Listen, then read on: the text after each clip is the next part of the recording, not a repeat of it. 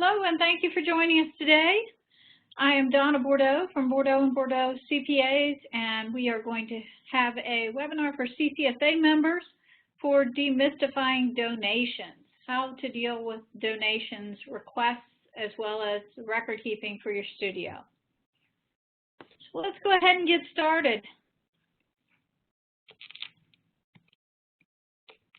First off, I am a CPA who works with pottery studios throughout the country. Our team here is myself, I'm Donna. My husband Chad is also a CPA in our practice, and my mom is Nancy. She works with our practice as well. Hopefully you won't hear it today, but sometimes you hear our security forces, Dixie, in the background. She sometimes likes to be heard as well. My office physically is in Lake Wylie, South Carolina. I'm just outside of Charlotte, North Carolina. But as we do meetings just like this with all of our clients, we work with studio owners all across the country. We, as you can see by our map here, we are probably about 2.5 to 3 hours from the conference that will be held in September in Charleston. So we look forward to being there and meeting all of you as well. So let's get started. One of the questions about donations that we commonly hear is, how do you choose who you should give a donation to? The second most often heard question is, how much should we give? And then the next part, what are the tax consequences? How do I make sure I get all of the justified expense that I should out of donations? So first, let's talk about how to choose.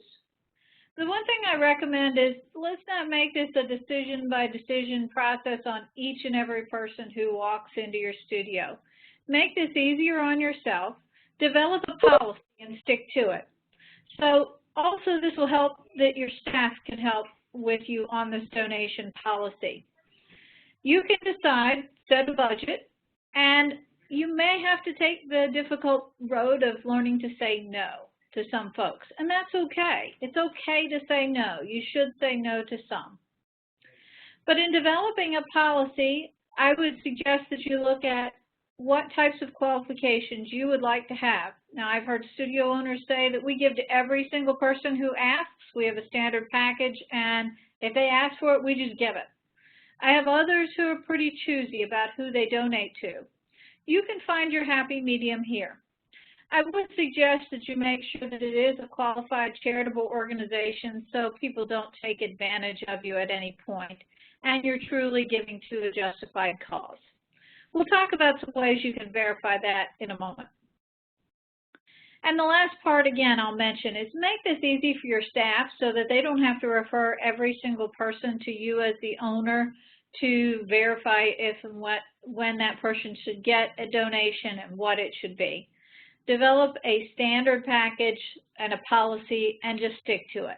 That will make life easier for you as well as for your staff. The other thing I suggest is that you make a written form for requests.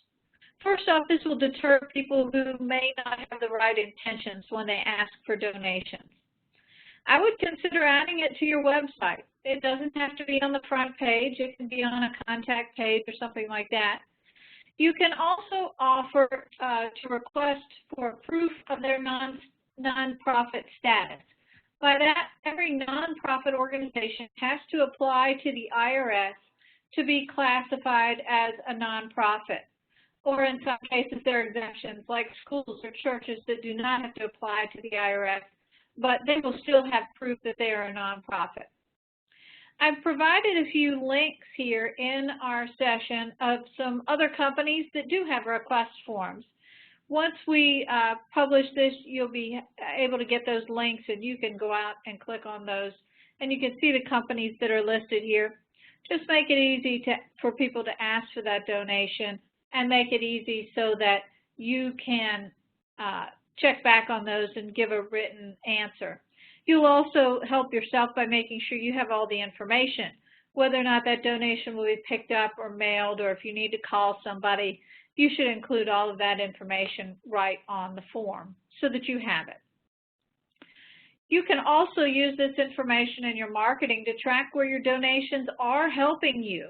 If, for example, you're working with a local school or a local church or daycare, and they've asked for donations for a specific program, I strongly suggest you mark in all of your customer input when you add a new customer.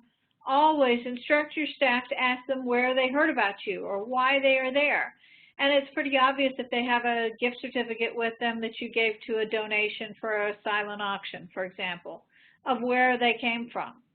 And then you can track which of those organizations is sending you the most new customers, so that you may want to up the ante and give them 2 or 3 gift certificates for their next donation or their silent auction. So keep track of this from a marketing perspective as well. Next, how much should you give? Again, I talked about creating a standard package offering. Use the same criteria that you would for a promotion to decide what should be included. Make sure there's a goal in mind when you're giving a donation. Your goals should be to get a new customer to visit your studio, or increase an average ticket by maybe having an add-on or something like that. You also want to encourage customers to try alternative services. So, for example, if your primary effort in your studio is paint your own pottery, perhaps you've added canvas and you'd like more people to try that. Or perhaps you've added board art and you'd like to invite them to join a class. Maybe that is part of your donation offering, that you give a half price to a class, something like that. Again, looking to increase your enrollment in classes and summer camps, and also increase customers during your slower times of the year or times of the week. So, for example, I know a studio owner who just started opening on Mondays. And Mondays still is a little slow because their customers are not yet trained that they are open on Mondays. And people don't always think of it because they haven't seen everybody in the world, and not everybody's aware that they're now open on Monday. So perhaps your donation is a Monday night offering, or a Monday night class, or a Monday night ladies' night. You can structure your donations just like you would a promotion to drive that traffic to where you want it to be, or to get the goal that you're looking to obtain for your studio. Next, what are the tax effects? And this is where I get a boatload of questions, and a lot of misinformation is out there. Pretty easy to understand once you know the rules, though. The IRS allows a deduction for any charitable contribution, whether this is your personal effort or a business effort, that is the lesser of your cost for the item or the fair market value. So that means you can only deduct what you paid for the item. As a rule, charitable deductions are only a deduction if you've paid tax on the income that was generated to use to provide that charitable contribution. So let's bring that back to a very simplistic methodology to look at. If you earn a paycheck at your job and you donate $100 to your church, that $100 went through as taxable income in your paycheck, so you paid taxes on it already. Therefore, if you gave the deduction of $100, you are entitled to deduct that back off of your income. If you did not pay taxes on something, you don't get to deduct it back.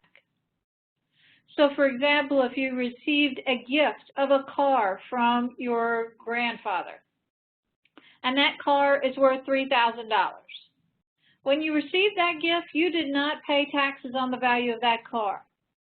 So if you in turn give that car to a charitable organization, your deduction is zero. You have no basis in that car, meaning you did not pay anything for it. So if we go back and say the lesser of your cost or the fair market value, that means that your cost was zero. So that is your deduction. On the flip side, if you paid $20,000 for a car that you purchased, and now it is worth $2,000 and you'd like to donate it to a charitable organization, use the same rule. Your donation would be valued at the $2,000. That is the fair market value, the lesser of your cost or the fair market value. So another example that pertains to studios. If you gave away a gift certificate, there is no tax effect, except for that you get to deduct the paper and the toner that you used to provide that gift certificate. You did not give away anything that you paid something for, so there is no tax deduction. You just have reduced revenue. If you painted an item for a silent auction, such as the one coming up at the CCSA convention, you may have painstakingly put hours of effort into that piece. And if you were to go sell it on your own at your studio, it might fetch $400 or $500, whatever the price. Your deduction is still limited to your cost or the fair market value. So you cannot deduct the $400 or $500 that it would have fetched if you sold it at your studio. You can only deduct your costs. Your labor is already expensed through your payroll, assuming you're paying yourself. If you are not paying yourself and giving of your time holds no basis in the eyes of the IRS. So you don't get a deduction for that. The money that you spend on the supplies, the bisque, the paint to get that piece ready to go are already deducted in your cost of goods sold through your studio. So I hope that helps clarify some of the issues that we see with tax deductions based on donations. I'll open it up for questions when we're done here in a few moments if anybody has any specific examples that they would like to have clarified. I mentioned that our practice works specifically with studio owners. We are a specialist in working with that. So donations is just one of the areas that we see a lot of questions and we can help you resolve. There are some other problems that we commonly have for studio owners, and we can help you resolve these as well. Issues about pricing, compensation for you and your staff, finding good staff. What should you be looking at in your studio as far as the numbers?